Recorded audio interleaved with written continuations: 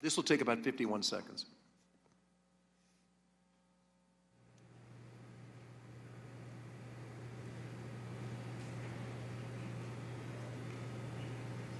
There's no one out.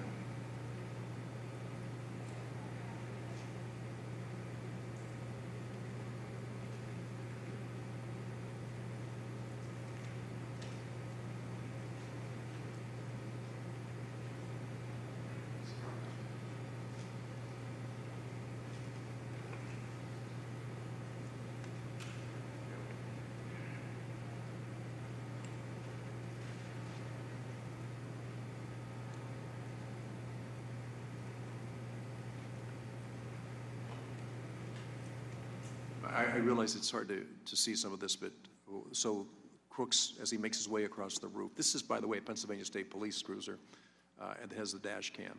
So you were able to see some things that nobody else was able to see, but I know it's difficult.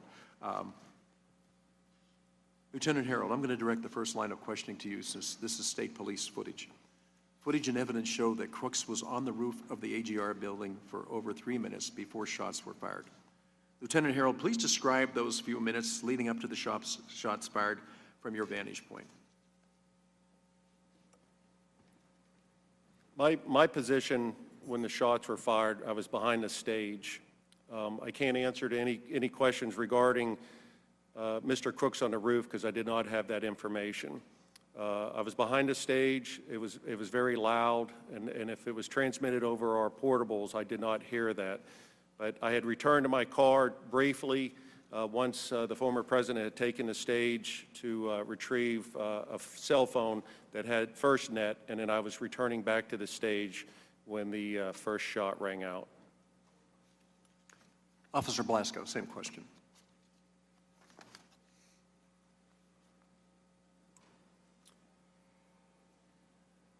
At that time, I was at Brady Paul, and I was working my way over to the AGR building to assist other Butler Township units with looking for Crooks. As I got to the water tower, I parked underneath the water tower and began to make my way to AGR. That's when the shots rang out.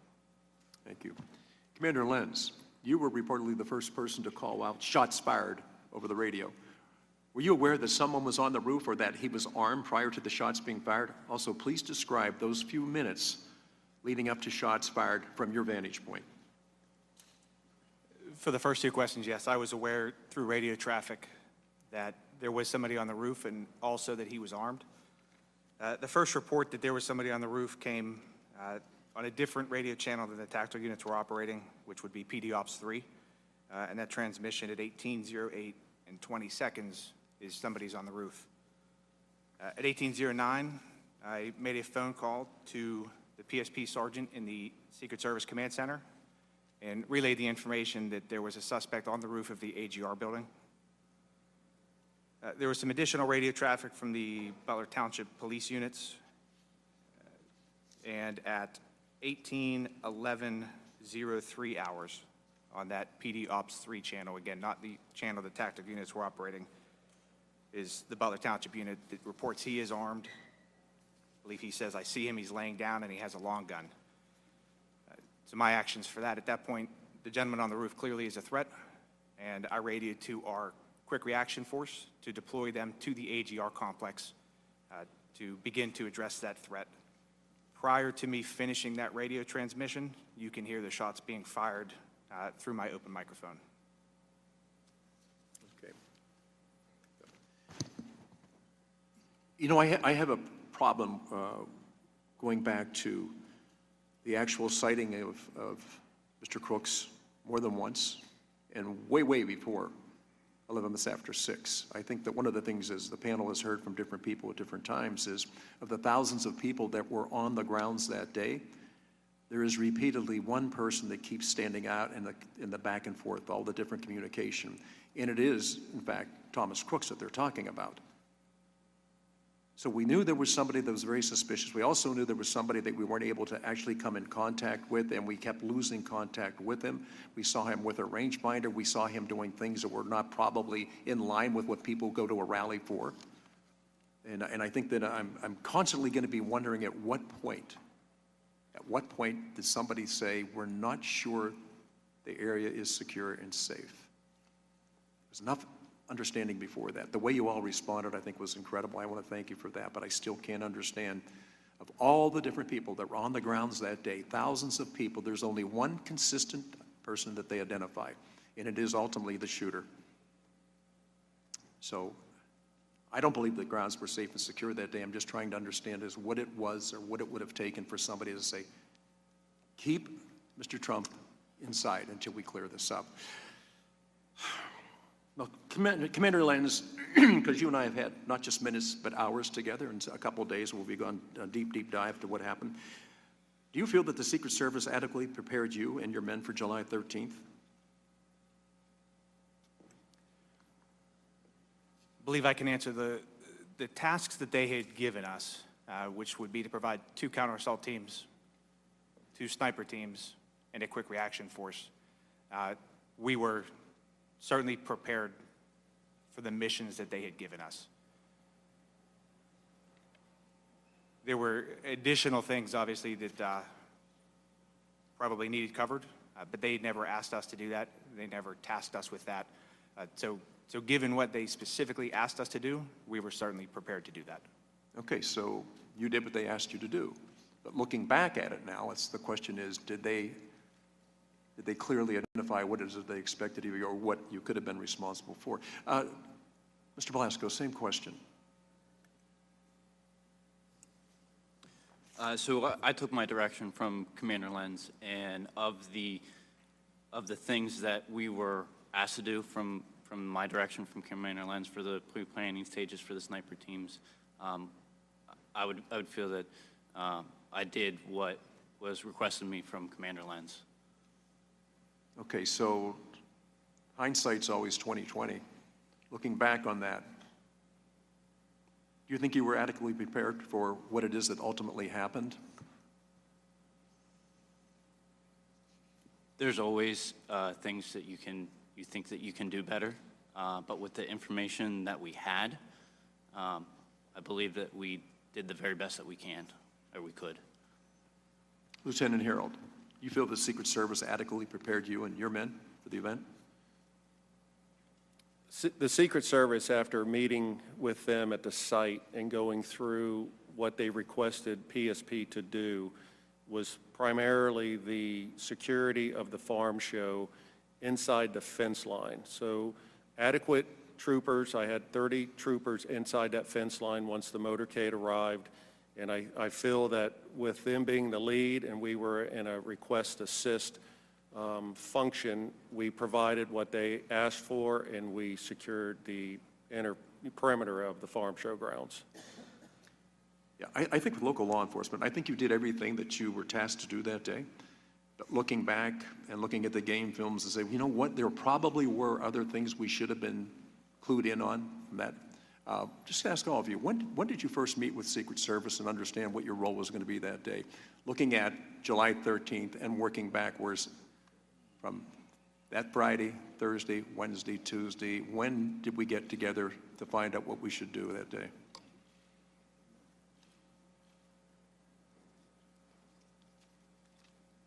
So for Butler ESU, our first contact from the Secret Service was Friday, July 5th at 1:55, and that was a phone call asking for assistance with the upcoming Butler rally. We then had a police planning meeting that was on July 8th, 2024 in Allegheny County, and during that meeting is where they relayed the information specific to their request. And at that point for Butler ESU, that was 2 counter-assault teams and a quick reaction force. Commander, tell me, where did that meeting take place? I believe it was the Allegheny County Emergency Operations Center. I could not be there that day. I was actually teaching an active shooter class in Erie, and one of our deputy commanders went to that meeting. Okay. Mr. Blasco. Yeah, I will. So again, we took, from that meeting, we took direction from Commander Lenz and the deputy commanders and team leaders, and we started to formulate a plan of what to do, but the first interaction that I personally had with the Secret Service would have been the July 11th walkthrough at the farm show grounds. Actually on the site? Yes, sir. Okay, that was my question. I know that you were in Allegheny County when they're getting ready for this, but who actually walked the site, saw what it was that needed to be done, and had determined a lot of things, including where the perimeter should be? I would think that would be I would supposedly that there would be a lot of coordination between the local law enforcement, the Secret Service, and Homeland Security, who visited that day, to prepare for that event. I want to thank you all for being here today in your testimony. I'm now going to have Mr. Crow has his turn. Thank you, Chairman. Mr. Sullivan, I wanted to start with you for a moment. I served in the Army before coming to Congress, and one of the principles of operations, as Mr. Blasco, I'm sure, is familiar, is you have to have unity of command and you have to have effective communications. Without unity of command and effective communications, a unit cannot operate. So one of the things I'm struggling with is this idea that there wasn't a single unified command station on site. The Secret Service did not establish that. Is that atypical in your experience? Would there normally be one command and control station to unify command and communications? Yes, that's very atypical. I am very surprised. Normally there will be an overall command post for the entire visit. Then each site will have what's called a security room where radio traffic pertinent to that individual site is controlled. And the command post, the overall command post, should be the state, local police, Secret Service, and other federal partners that may be assisting. So this is very unusual, that the way it turned out here at this site. Do you have any sense in this instance as to why that might occur? Are there instances where when you're conducting an event, you would do multiple command posts, or can you not see why that would be the case? Well, it's a misnomer, Congressman. The multiple command posts, the Secret Service always has security rooms at individual sites, and they may be termed a command post, but it's really a mini command post. There should be just one overall command post. Then each site has their own kind of communication center where information relative to that site will be transmitted. For example, the airport agents or security there really are not concerned what's happening at the other sites because they're only concerned about the airport. So there'd be a security room just for the airport site. It's probably safe to say that time and speed is really important, right? Because the idea behind that, and I don't mean to put words in your mouth, but the idea behind that is if there's something identified as being wrong, a suspicious person, that has to be very quickly communicated, right? Yeah, this is how it should happen. The protective detail is on one specific frequency, Secret Service frequency, and only the protective details on that frequency. The post standers are on a second frequency, and the tactical teams are on a third frequency, but the other tactical teams monitor all three frequencies at the same time. So if something happens, it's at the security room's responsibility to immediately get on the radio on the details frequency and say, there's an issue, remove the protectee from the stage or cover and evacuate. That's what's supposed to happen. And that's what's drilled into every Secret Service agent. There has to be, because the detail agents, don't forget, they can't listen to all the other traffic. They have to be rock solid on protecting the president or the presidential candidate. So their frequency is just for their individual movements. So in this instance, based upon what you know and what you heard from Commander Lentz and Mr. Blasco, a suspicious person was identified with a rangefinder. Pictures were taken of this person moving around a building, so much so that it drew the attention of one of the sniper teams who took pictures of it. If that information had been effectively communicated to the FBI, or if the FBI, I guess to rephrase that, had set up a communication system and a command post to receive that information, would that have been a situation where you would say the protectee shouldn't go on stage until we resolve this? Congressman Crow, you mean the Secret Service, not FBI? Shift agents should have been told there's an issue, we're working a suspicious person. And then at that point, it was probably would be inappropriate to remove the president from the stage, but the detail leader should know there's an issue, I may have to react quicker. So at a minimum, when there's a suspicious person, the detail leader and the shift agent should be told there's an issue. And in your experience, have there been situations when you've been on service as a Secret Service agent where that has come up, where you've had to, pause an event or respond to something until it's been addressed? Yes, that has happened during my career.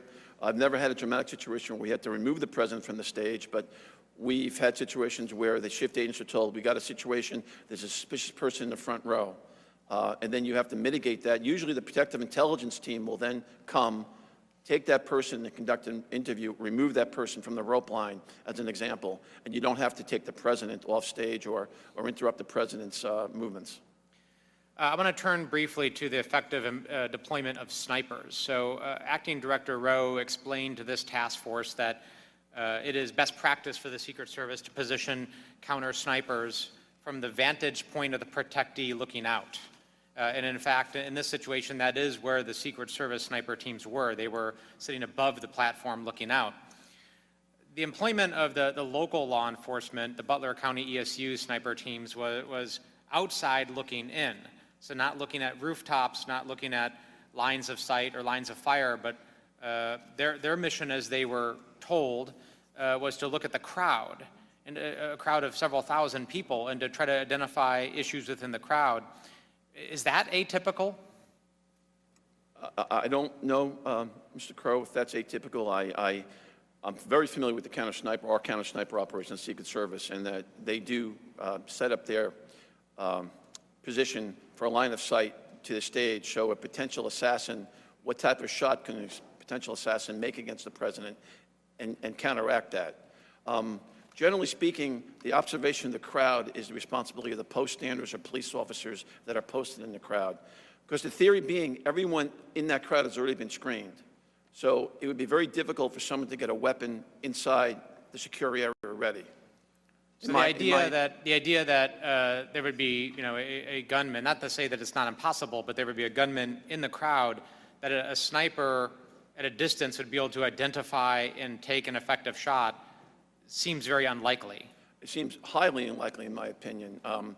Again, the threat at that point, from the counter-sniper perspective, is outside the perimeter, in the area that is outside where the magnetometers are set up. And that's the reason why you have the counter-snipers.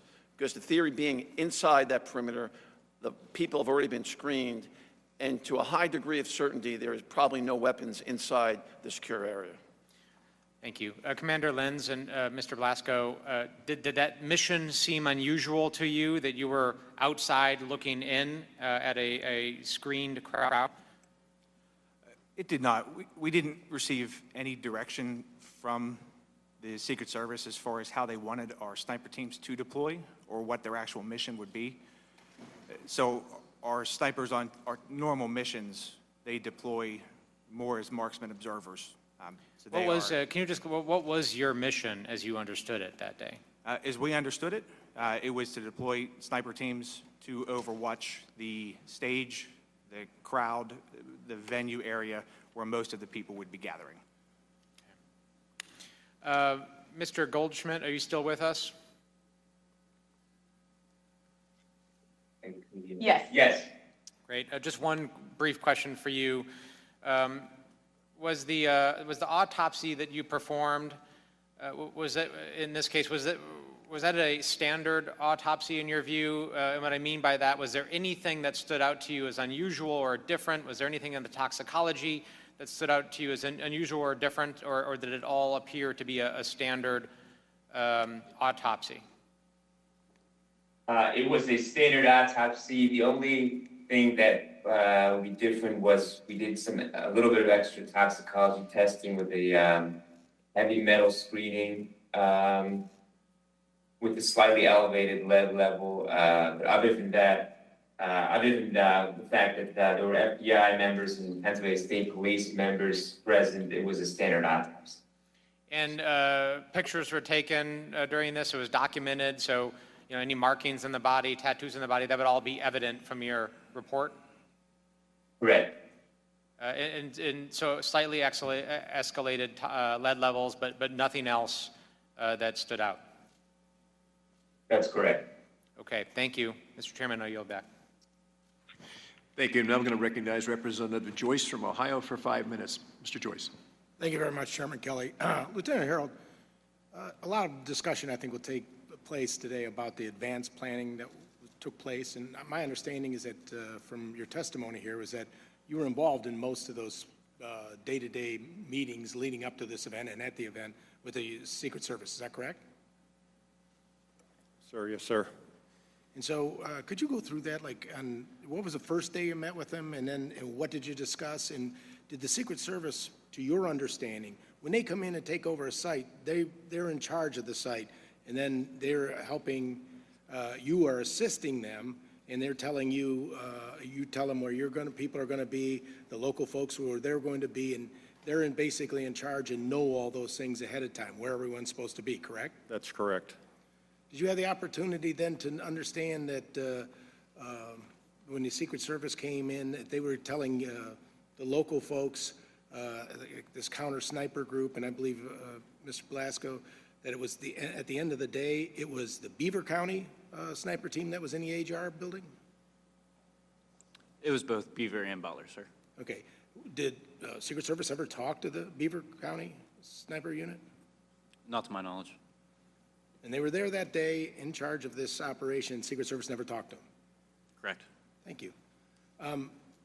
So going back to you, Lieutenant Harold, the day of, or day before the event, do you have a walkthrough with the Secret Service? I had 2 walkthroughs at the site. There was a walkthrough on Tuesday. It was just a brief to get familiar with the property. We went back to the barracks. We pulled up an image of the farm show on a smart screen TV. We drew the fence line, spoke a little bit. The main meeting at the site was Thursday, and it was with the same 3 Secret Service agents. I was with 2 other PSP commanders. We walked the site starting at the main gate. We went clockwise around and looking at my ops plan, wherever there's a dot or a number, that was a stationary patrol. And then basically when we got near the end and I had everything that they had requested, I was informed by my Area 1 commander that if we needed additional troopers, that we could pull from surrounding troops. But after the request and the assignments that was given to us from Secret Service, I had plenty. I covered all the posts, and I had additional roving troopers inside the venue. So that was primarily the main meeting that we had with Secret Service was on Thursday, and then I completed the ops plan and had it forwarded out by 1,500 hours on Friday. So that was 2 days before the event. No walkthrough the day of, no walkthrough the day before. There was no walkthrough. I spent a little bit of time there Friday evening. There was an incident between Secret Service and the campaign. I was on my way home. I live across the street from the farm show, so I stopped there to see what the issue was. I ended up staying there until about 8:30 p.m. that night. So I did have some other interactions with Secret Service there on Friday, and then even some early communication with the campaign and Secret Service the morning of and during the event on July 13th. What was the issue? The issue was there was a campaign.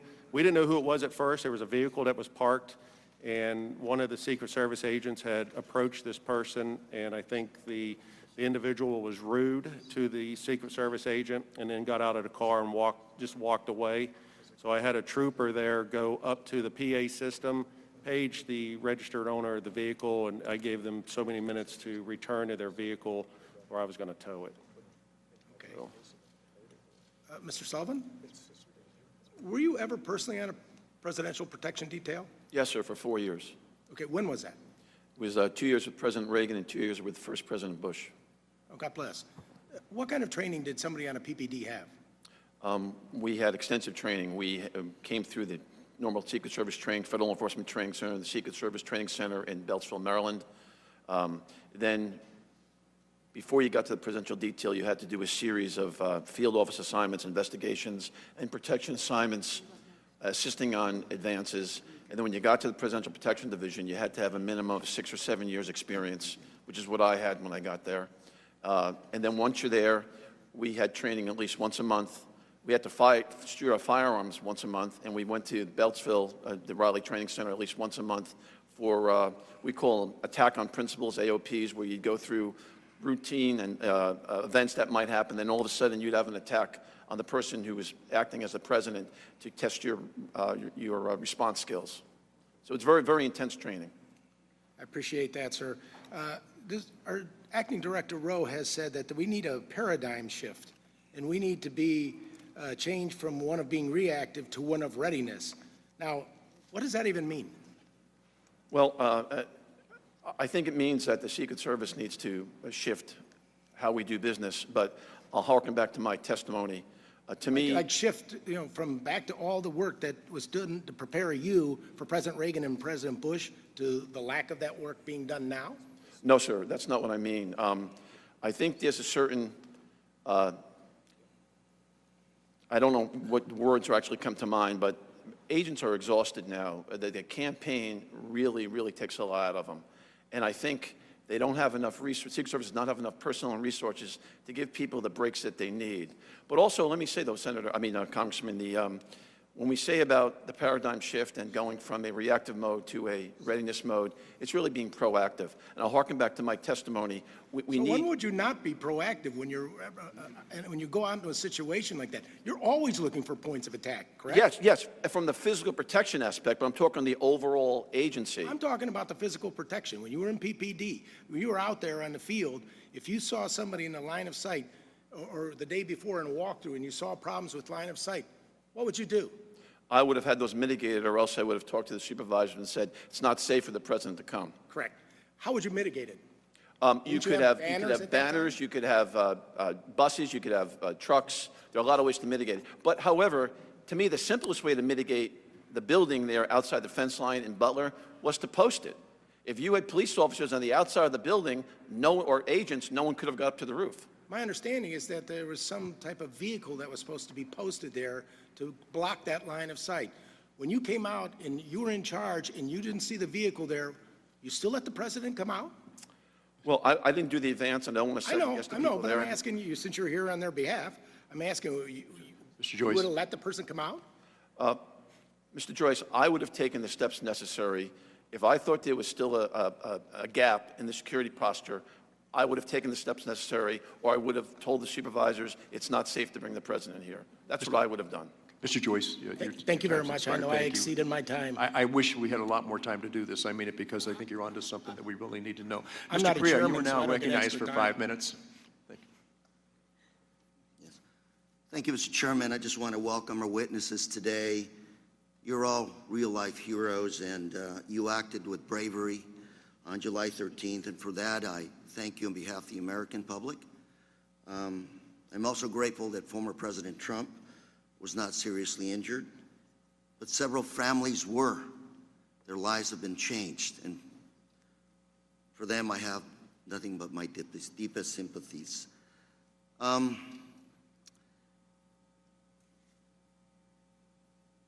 Sullivan, I want to turn to you first.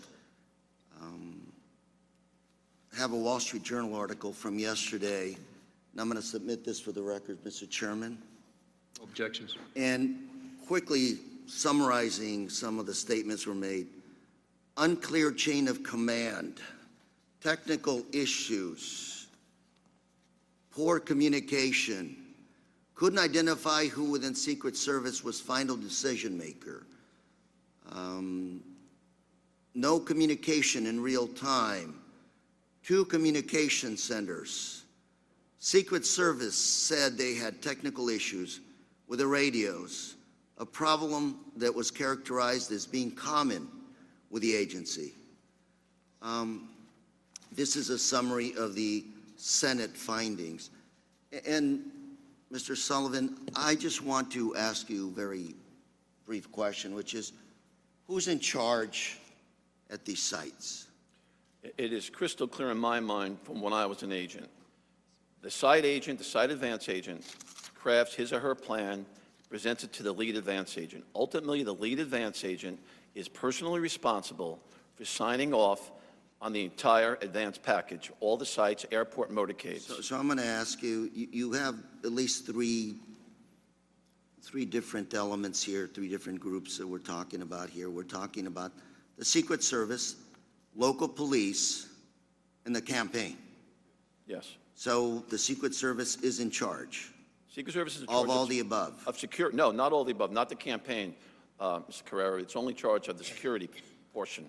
And I say that to you because some of the testimony here today, first of all, we don't have communication was totally lacking here. You mentioned there was one command center is generally the situation. Here you had two command centers that didn't talk to each other. You had someone in the roof spotted, 1609, call was made, suspect on roof with a possible weapon. 1811, local police officer spots Crooks, jumps off the roof, injures himself. 32 seconds later, you have a shot, goes off. Real time.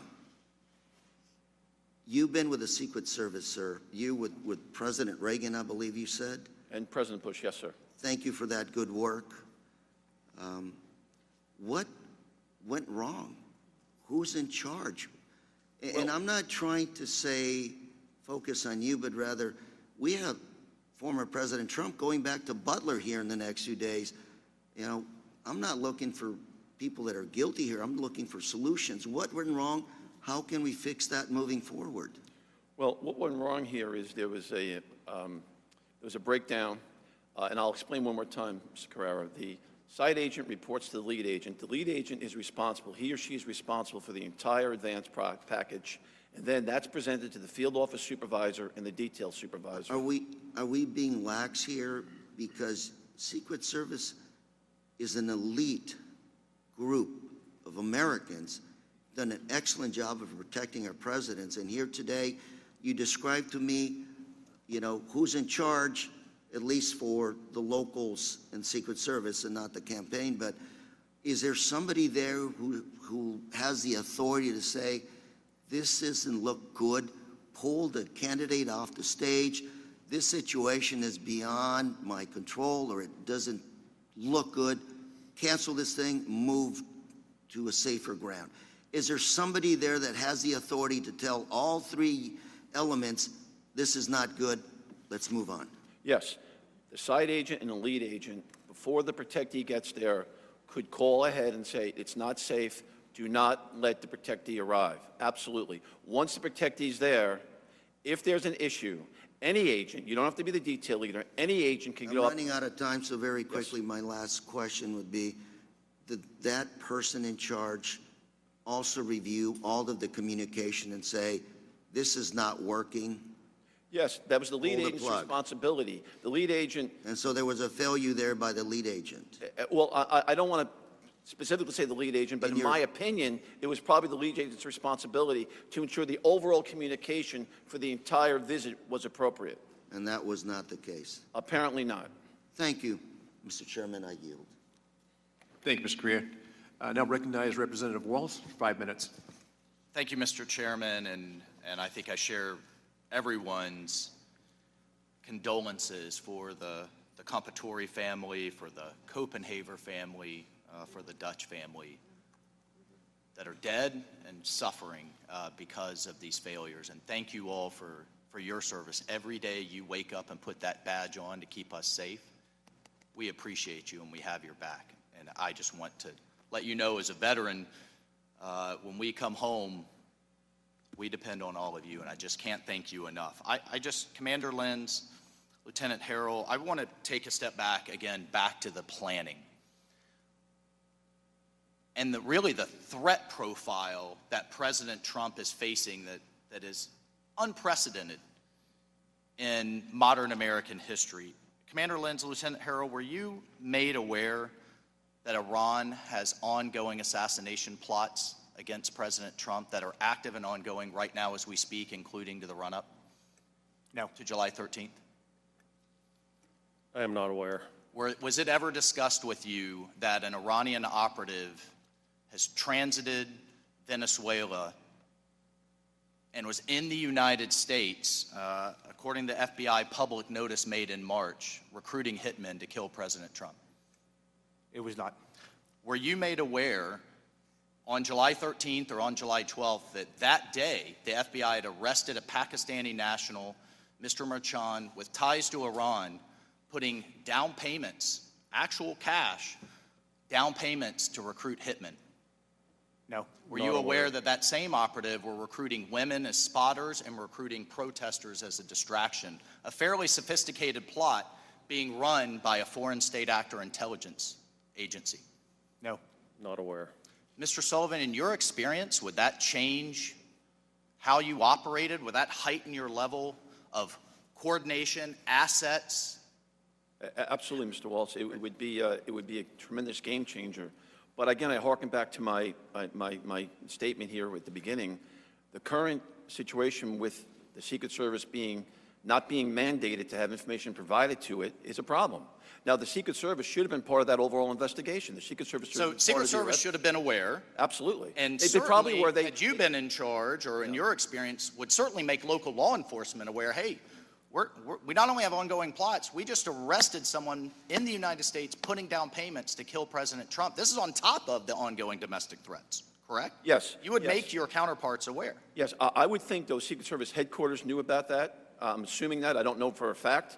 But I've been in law enforcement my whole life. Unless you're in the room, unless you're one of the persons putting handcuffs on the suspect and bringing him in the room conducting the interview, you're never going to get the whole story. You have to be But at part least of in that awareness, arrest. in fairness, just I have limited time, at least in awareness to your local law Yes, enforcement, right? yes. So were you also aware, was anyone aware that President Trump had been denied additional resources, but the reason the Secret Service counter sniper team wasn't there to coordinate with you is they were still pending approval at Secret Service headquarters. That's why the actual counter snipers weren't there to coordinate with you. Was anyone aware of that? I was But not. that they would be coming, maybe you should sync up, coordinate? There was some discussion there, like I think it was on Thursday, that, because when you compare this to the 2020 rally, the Secret Service did not have a lot of the resources that was in Butler for 2020. And this event on July 13th, they seemed like they had a lot less resources. There was no CAT team.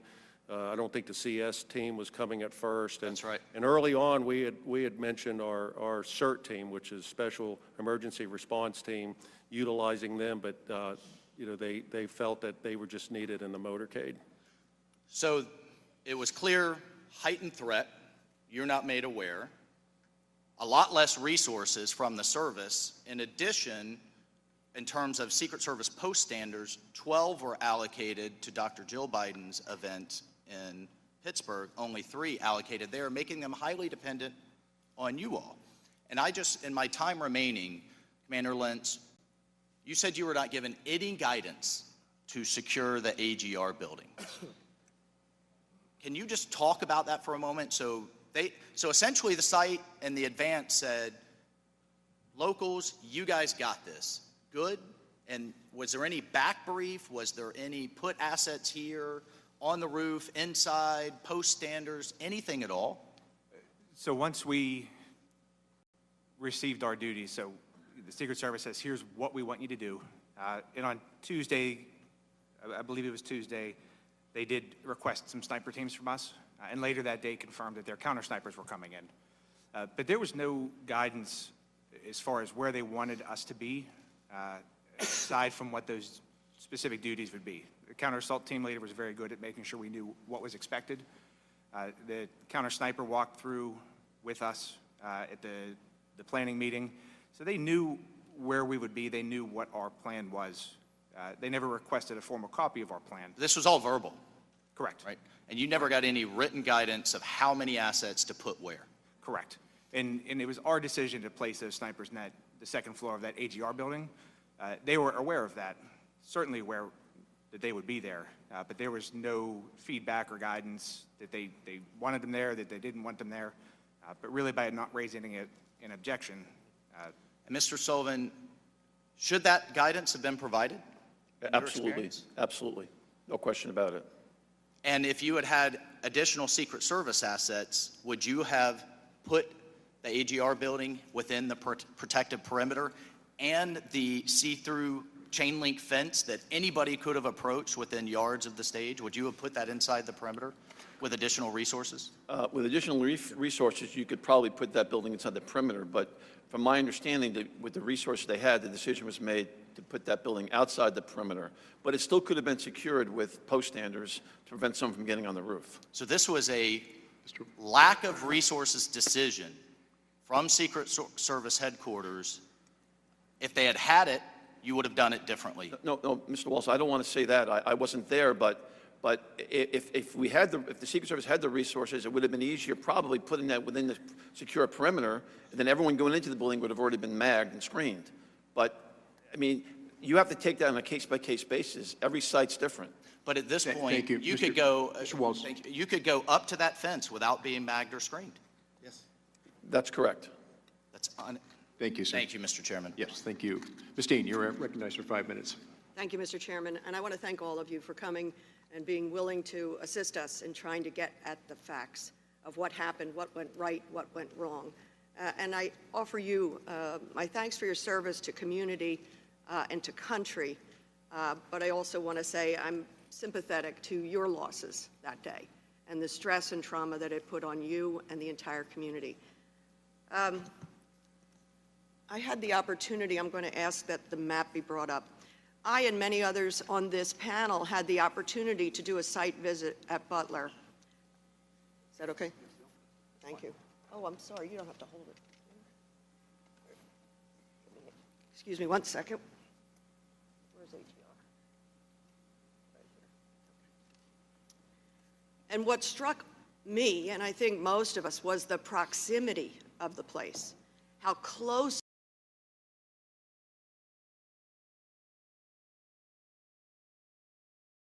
everything was.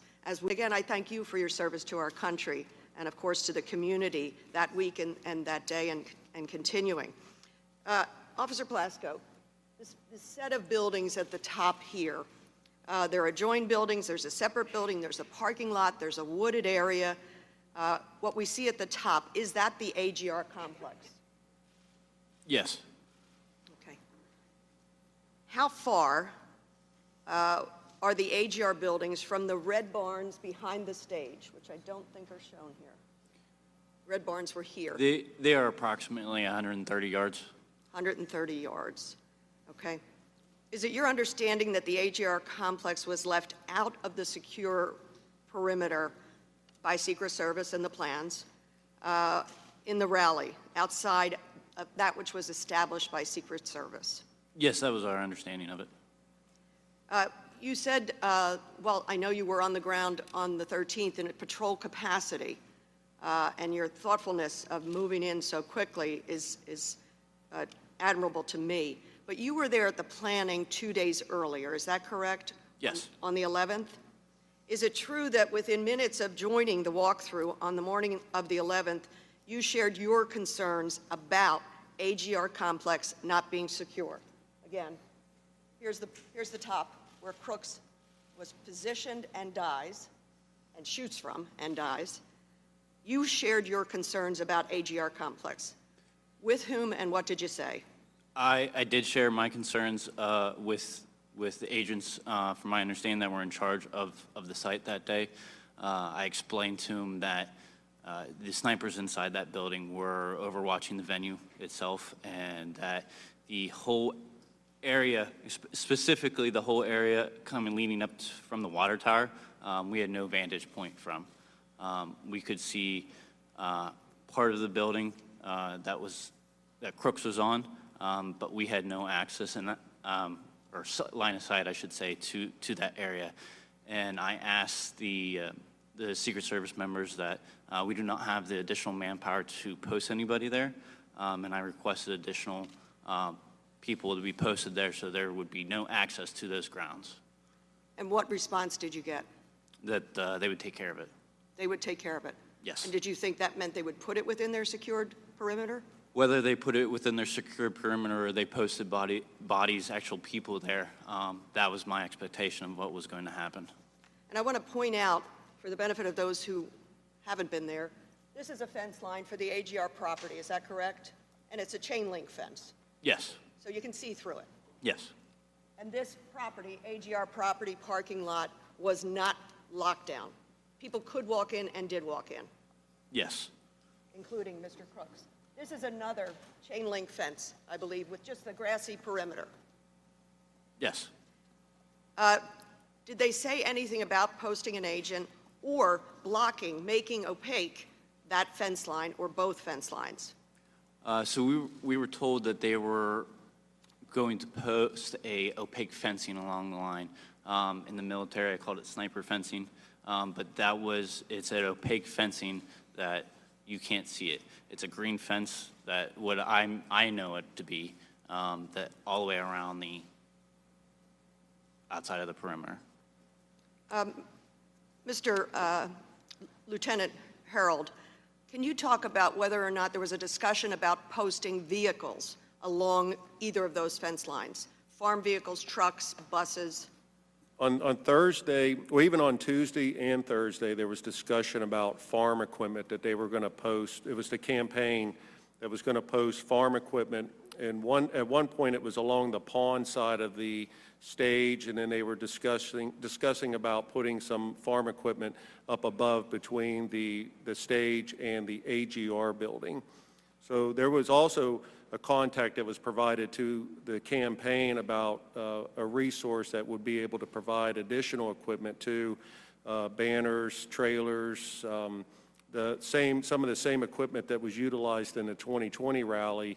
And so I had put the campaign in contact with this individual, so if they needed additional equipment along that fence line. And then there was also some discussion about, I think it was like, I guess you would say a jumbotron or something, like there was supposed to be a screen of some sort, you know, like blocking that area a little bit better. Saturday morning when we showed up, I think there was one combine that was between the AGR building and the stage, and there was a few additional tractors that was on the opposite side, on the pond side of the farm show there from the stage. And Commander Lentz and Mr. Blasco, when Secret Service arrived, did anybody say to you all, well, we're missing some of the stuff we thought was going to be here, to block that line of sight? When I arrived the day of the rally, I actually did not speak to anybody from the Secret Service until I had to make a phone call to the Secret Service specific to a possible threat that the 911 center received. I thank you. I recognize I've gone over, Mr. Chairman. Thank you. Again, I'll just go to thank you for your service, and it is stunning, the proximity of that rooftop and all of that property. So thank you. Thank you, Ms. Dean. Mr. Fallon, you are recognized for 5 minutes. Thank you, Mr. Chairman. Lieutenant Harold, how long is the academy that you attended to become a Pennsylvania State Trooper? Approximately 6 months. And during that 6 months, how much time was spent on personal protection training or providing security at political rallies? Very little. Yeah, if not any, right? Right. Would that be the same, Commander Lenz and Officer Blasco? Correct. There's, Similar? to my knowledge, none in the police academy. Agent Sullivan, when you went through the academy training, was it 6 months like it is now? The first school was 12 weeks at Glencoe, Georgia, and the second Secret Service was about 16 weeks. Fair to say that about 5 to 6 of those weeks were spent on how to secure perimeters and things like that at political rallies? Yes, it was And personal protection? the vast majority was protective intelligence investigations, protection. Gotcha. And then when you actually went on a protective tour, it's about 5 or 6 years? That accurate? You'd have to be an agent for at least 5 or 6 years before you could be assigned to protective detail. Right, but a protective tour lasts about 5 years or so? No, when I was an agent, it was between 3 and 4 years. Okay, it's about 5 years now. Or more, yes, sir. So fair to say, I think we've established that the experts in protection are the Secret Service and not local law enforcement. You do a lot of other things. To illustrate for the American people the abject historical failure of the Secret Service, because they're supposed to be the premier protective agency in the world, and on July 13th, they were anything but. And Helen Comparatori doesn't have a husband because of that. So when I visited the Butler Farm, the Butler Farm Show and the AGR complex, two things struck me. The absolute, that proximity of the AGR building to where the stage was and where President Trump was speaking. And also, when you're on the other side of that very limp chain link fence, how much, I'm shocked as to how many people were milling about that didn't go through any magnetometers or any security checks. Officer Blasco, do you have any idea how many people were on the grounds that day on the AGR? On the property? AGR complex? Yeah. From talking to the sniper units in the AGR building, they said there was approximately 150 to 200 people. Okay, so there were hundreds there. All right. And so, let me ask you this. Is the AGR property, it's outside the security perimeter, but there were hundreds of people 50 yards closer to the president than the shooter. We didn't know who they were. Commander Lenz, what's the highest structure in the direct proximity of the AGR building?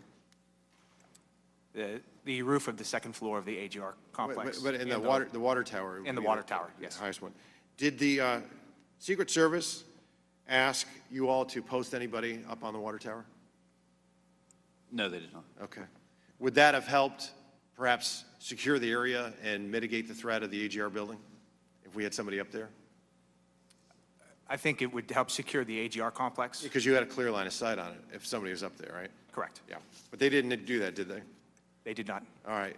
Commander Lenz, as far as the walkthroughs, did the Secret Service perform a walkthrough with you all? They did. They did? On Thursday, there was a police walkthrough. Okay. And during that walkthrough, did they help you and advise you as to how to secure the AGR building? They did not. They did not. Lieutenant Harold? Our walkthrough was Thursday, and AGR building was not discussed. Wasn't discussed? Yeah, we were inside the fence line of the farm show, and we picked they picked their stationary post where they wanted troopers assigned within the perimeter, and the AGR building was never discussed. Okay, so we could have surrounded that building with, say, 8 or 10 officers, and it probably would have mitigated the threat the AGR building presented. Fair to say? Yes. And the Secret Service didn't ask you to do that? No. Okay. How about just clearing the area entirely? It's about 17 acres, but only about 4 or 5 of those acres have line of sight to where the president was speaking. Did they ask you to maybe put up some stakes around the perimeter, police tape, no trespassing? They asked you to do that? No, I knew AGR, I knew the parking was restricted that day. The business was not going to allow parking, but there was nothing, no other communication regarding the AGR. If the AGR property had been cleared with police tape and some, don't trespass and nobody other than law enforcement walking about, would that have helped secure the area and mitigate the threat of the AGR building presented? No, it would have, but I know that they were going to sweep the farm show, so I'm not sure if that area was swept by Secret Service or not. I have no knowledge of that. We know that there were hundreds of people that didn't go through any security checks that were milling about on that property that day. Outside the Presented fence is a grave correct. threat, and we just got lucky in that regard. Yes, sir. Do you think that, I'd say, Lieutenant Harold again, were law enforcement stationed on the roof of the AGR building? Did the Secret Service ask you to put people on the roof? PSP was not asked to put anybody on the Okay. roof of the AGR. Commander Lenz, were you asked to put anybody on the roof? We were not. Officer Blasco? No. No. But if there had been law enforcement on the roof, probably wouldn't have had a shooter on the roof. Fair to say? True. Yeah. How about drones? Agent Sullivan, to the best of your knowledge, were drones deployed that day to help mitigate the threat that the AGR complex presented? Mr. Fallon, having not been there, it's my understanding they weren't. The Secret Service had some technical issues with the drone. That's my understanding from public knowledge. Lieutenant Harold, if cameras had been placed on the AGR roof, would that have helped mitigate the threat? That would have. Where the Secret Service didn't place any cameras to your knowledge, did they? Not aware of any cameras on the roof of the AGR building. There's about 7 different ways the Secret Service could have secured that building. A 10-year-old looking at that satellite image could have seen that the greatest threat posed to the president that day outside the security perimeter was the AGR building and that roof.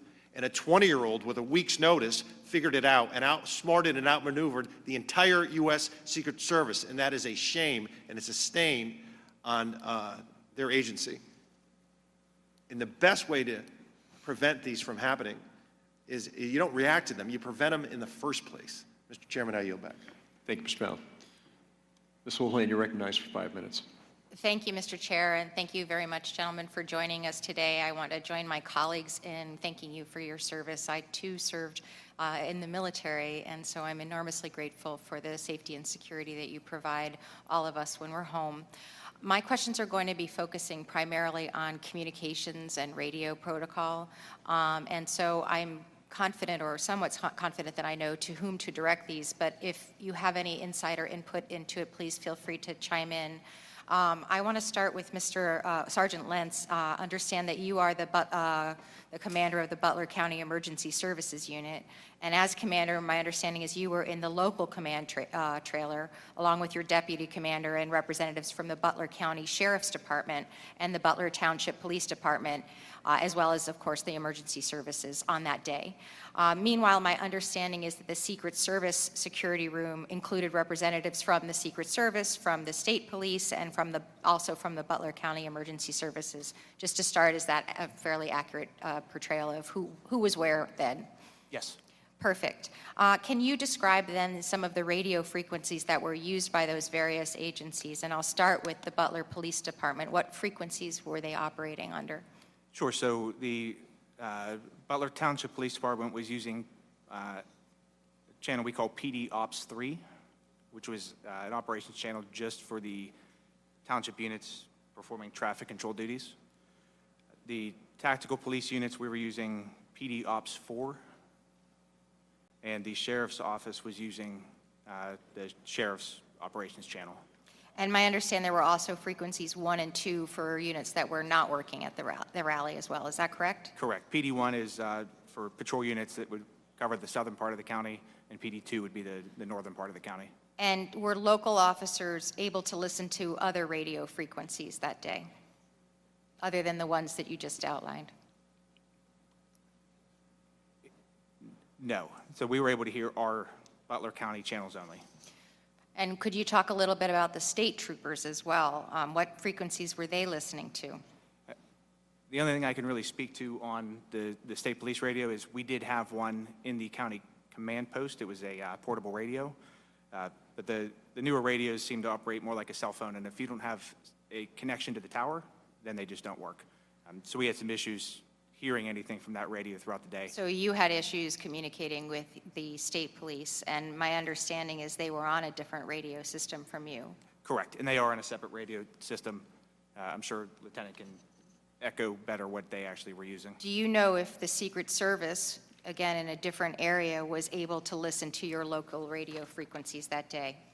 So there would have been an encrypted police radio in the command center. I believe it was being used by the emergency services side, so fire and EMS, but believe they treated around 250 patients for heat-related stuff that day. So that radio was nonstop. So even if that radio was scanning and had the capability to hear our channels, they would not have been able to do so just because of the amount of traffic on the Yes, when we were in Butler, that was my understanding, is that there were a couple hundred calls because it was such an incredibly hot day, and that, to your point, even if they had been able to listen to you, there was a lot of other chatter going on. And so, here we've got the local folks, the sheriff, the state police, all of whom have their own channels, and not all of whom are able to listen and hear to one another. Can you briefly talk a little bit about the Secret Service and whether or not you think they could hear you? I do not believe they could hear us at all. They did not have a radio from us, and we did not have a radio from them. So, in the local command post, there was no way for us to hear any of the Secret Service radio traffic. So for those of us who are of a certain age, I was in my early mid-20s during September 11th. This was almost exactly what I remember being the problem in terms of responding to September 11th, that there were all kinds of really well-intentioned, very well-trained people, but none of whom could hear one another or communicate with one another. It feels as though we haven't made a whole lot of progress on that. In your view, what would have been a better way to have this communication? Sure, it's not feasible to have everybody communicate on the same channel just because of the amount of radio traffic. However, a unified command post, as we're all taught in many different FEMA classes, a unified command post solves that issue. Yes, and I know Representative Crow started this conversation with sort of being aghast at the fact that there were clearly more than one command post, and that in some cases, my understanding is some people didn't even know that there were more than one command post, and so that's certainly a gap too. So here we were with 3 minutes and every second counting, and the Secret Service and the state police weren't able to directly hear what local law enforcement actually saw because they didn't have that interoperability with local law enforcement frequencies and didn't have possession of those radios. Given how important that communication is in communicating in a crisis, clearly one of the findings of our investigation ought to be that there needs to be certainly reform in terms of the technological communications that are going on here. My colleagues had a little bit of extra time, and with my remaining time, I'd like to ask a question about the drones. I understand that the drone technology that the Secret Service had didn't work that day. My understanding is that the person who was trying to assassinate the former president's technology did work that day. The last question that I have for you is we're always trying to solve for the last problem that we had, a shooter, a sniper. To me, we should be solving for the future problems that we aren't seeing coming around the corner, and those are emerging threats, evolving threats such as drone technologies. Gentlemen, do you have anything that keeps you up at night that isn't sort of the traditional sniper on a rooftop? Yeah, I believe that we've probably all considered the emerging threat that would be coming from a drone. I would say at our level, I have no means to mitigate that at this point. And that's actually something that we can also help with, and Congress has pieces of legislation, myself included, that address the authorities that you need to have to be able to combat what I think is an increasing threat from things like drones. I thank you very much for your testimony, and thank you very much again for your service. And with that, I yield back. Thank the gentlelady. The gentlelady from Florida, Ms. Lee, is recognized for 5 minutes. Thank you, Mr. Chairman, for convening this important hearing, and to our witnesses for being here with us today. Lieutenant Harold, I would like to start with you and return to a comment that you made earlier. I believe you testified that you actually participated in a prior rally at this same area with President Trump in 2020. Is that correct? That is correct. And you commented upon your observations about different resources that were available for that 2020 rally. Is that right? That is correct. Would you please describe for us some of the differences you saw in the level of protection and the level of resources that were afforded to President Trump in 2020 that were not part of the rally in 2024? Well, first, it was the site. It was an airport that's located about 20 minutes south of the farm show. So it was an airport. It's completely fenced in. It's a restricted area. The night before, we picked up the motorcade and delivered the motorcade, I guess, or escorted it back to the airfield, and we parked it in the hangars there, and everything was secured. But there was no, I guess, the foot traffic. There's nobody walking through an airfield. It's all fenced in. It's restricted. But it seemed like there was more resources that were present for the 2020 rally compared to the one here just 75 days ago. So when you think of like the